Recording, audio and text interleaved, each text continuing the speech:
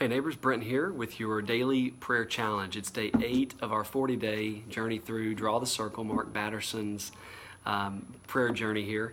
And today's lesson was really helpful for me, and I hope it was helpful for a church member who didn't even realize that it was potentially attached to this devotional today, or even similar to the things we were learning out of this today. But she was expressing to me some of the concerns that are going on in the life of her family and some struggles that she's had that are really big, major struggles in life.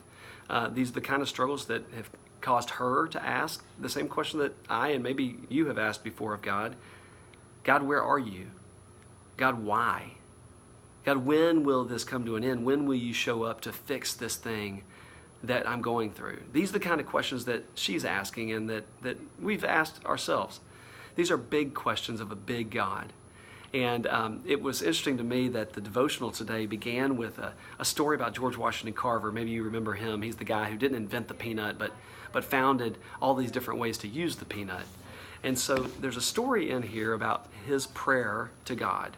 And he's telling the story himself.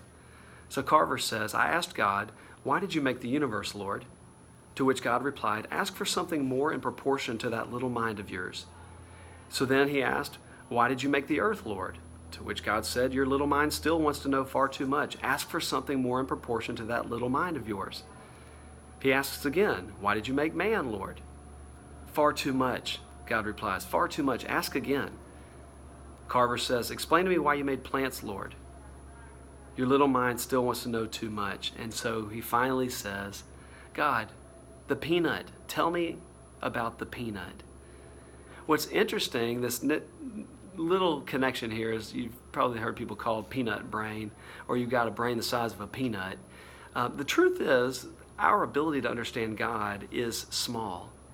And we should never replace our understanding of God with the actual size and authority of God. The devotion continues, and Batterson asks this question. He poses it as a question we should ask ourselves from time to time. Are my problems bigger than God, or is God bigger than my problems? There's a perspective that Batterson's trying to call our attention to. If we focus on our problems, then we may find ourselves forgetting about the God who is bigger than those problems.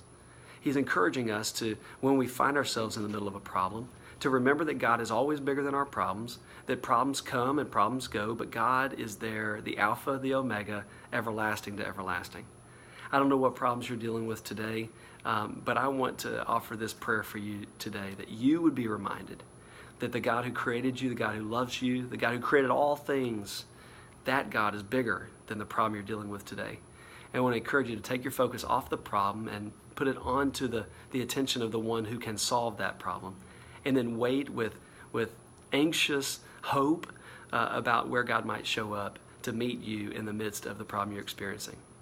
I hope that you're actually having a much better day today that's not filled with many problems, but if you are, if your day is filled with problems, I just want to encourage you to lean in to the God of the universe who loves you, who cares for you, who's listening to you.